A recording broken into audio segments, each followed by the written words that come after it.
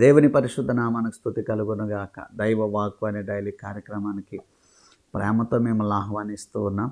దేవుని కృప, దేవుని క్షేమము, దేవుని యొక్క మహిమ మీకు నిరంతరము తోడై నడిపించునుగాక. ఆమేన్.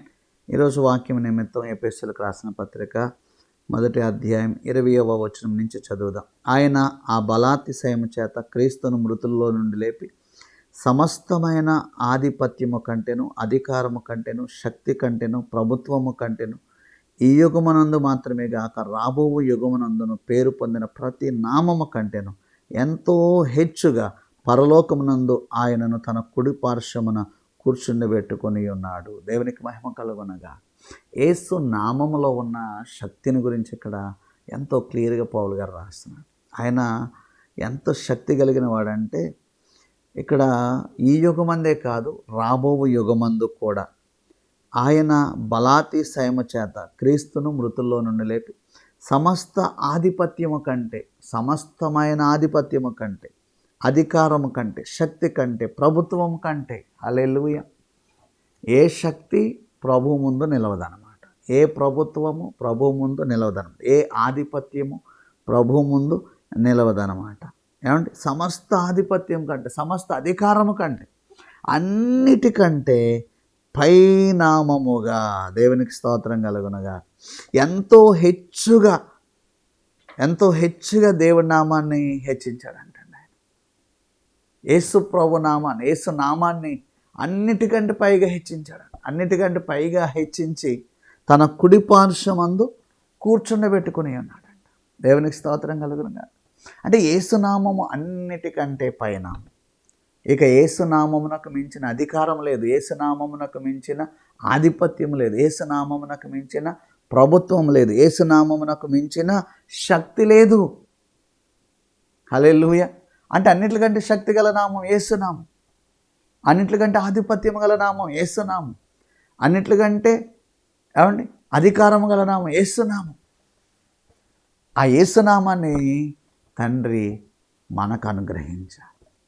ఆయన కుడిపార్శ్వమున కూర్చునబెట్టుకున్నాడు. ఆ నామములో అధికారాన్ని మనకు అనుగ్రహించాడండి. ఆమె ఆ యేసు నామములో ఉన్న అధికారాన్ని ప్రభువు మనకిచ్చాడు. ఆ యేసు నామముకు మించిన అధికారం లేదు. ఇక ఏదైనా ఆ నామంలో జరగవలసింది, ఏదైనా ఆ నామంలో ఆజ్ఞాపిస్తే అది జరగవలసింది. ఆయన నామంలో దయ్యాలు వణుకుతాయి. ఆయన నామంలో ఏమండి దుష్ట శక్తులు వణుకుతాయి గడగడ. హల్లెలూయా. అంటే సర్వశక్తి గల నామం యేసునామం. అన్నిటికంటే పైనామం యేసునామం, అన్నిటికంటే సామర్థ్యము గల నామం యేసునామం, అన్నిటికంటే ఉన్నత నామం యేసునామం. అలాగూ తండ్రి యేసయ్య నామాన్ని హెచ్చించాడట. యేసయ్యను ఆయన కుడి పార్శ్వమందు కూర్చుండబెట్టుకున్నాడు. ఈ యుగము కాదు, రాబో యుగములో కూడా ఆ నామాన్ని ఘనముగా హెచ్చించాడు. ఇప్పుడు ఆ నామాన్ని మనము నమ్మి ఉన్నాం. దేవునికి స్తోత్రం కలుగునగా. అందుకే యేసుప్రభువు వారు అట్టి కృప మనకి ఇచ్చారు. ఆయన నామములో మనం ఏది అడిగినా తండ్రి మనకు దయచేస్తాడు. ఆయన నామములో మనం ఏది ఆజ్ఞాపించినా అది జరుగుతుంది. ఆయన నామంలో మనం ఏది పలికినా అది జరుగుతుంది. ఆయన నామంలో ఏమండి దెయ్యములు పారిపోతాయి. Praise the Lord. హల్లెలూయా.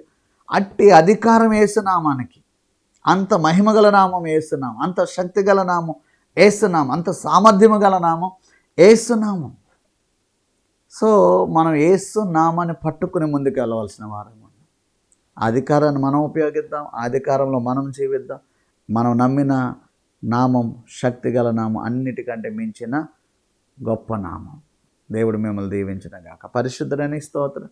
విన్న వాక్యాన్ని దీవించండి. యేసు నామంలో ఉన్న శక్తిని గ్రహించినట్లుగా ప్రతి ఒక్కరిని అభిషేకించండి ప్రభువా. ప్రతి ఒక్కరిని దీవించిన నామం ద్వారా కలుగు ప్రతి అధికారం, ప్రతి ఆశీర్వాదం వినుచున్న ప్రతి ఒక్కరూ అనుభవింతురుగాక. యేసు నామములో దీవించి అడుగుచున్నాము తండ్రి. ఆమేన్. God bless you.